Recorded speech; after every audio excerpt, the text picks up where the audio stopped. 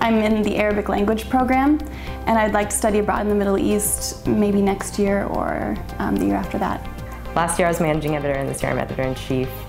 So that pretty much takes up all my time. I don't really have time for much else. The plan is to go back to writing. I really love being an editor, but I also miss reporting a lot. And then eventually I would really like to write about environmental issues. And right now I'm working on something that I think is probably going to be my most favorite. I'm going to be going around to different barbershops in town and kind of getting background history on them and shooting photos of the personalities and the people that fill those places. It's very applicable, it's very practical learning. It's not just textbook, you kind of translate it to what you're going to use when you graduate. So that's something I really value. A benefit of majoring in this subject is that you do get to go a lot of places if you want to. Like, your editors, your magazines and newspapers that you work for will send you to South America, into Asia, into Europe, you know, because if you're that good, they want you on the scene to cover these things rather than working behind a desk somewhere, which is not what I see myself doing in 20 years or whatever. My scholarship has made it possible for me to pursue my dreams in the journalism career and journalism field, because before I really needed a push to tell me that I was good enough.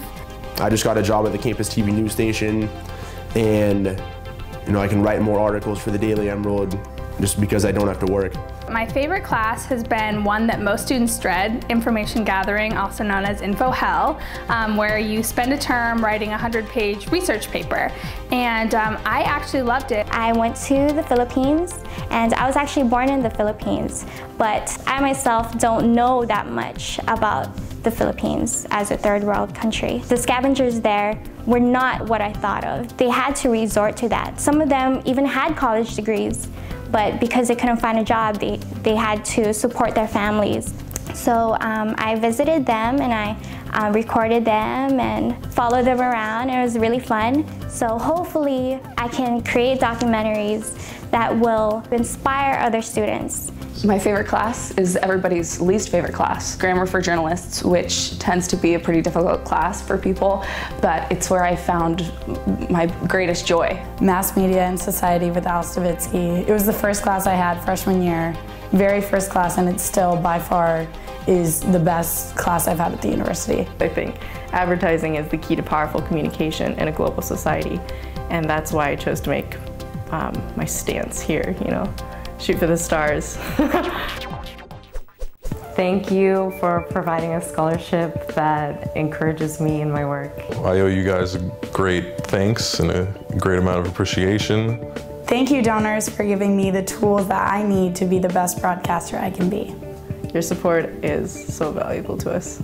Thank you so much for this incredible opportunity and your faith in my future success in the industry that you have championed. Without generous people like you, it would make it really difficult for me to be here. Words cannot even express how grateful I am. With it, I will be able to achieve all of the things that I have set out for myself academically and professionally.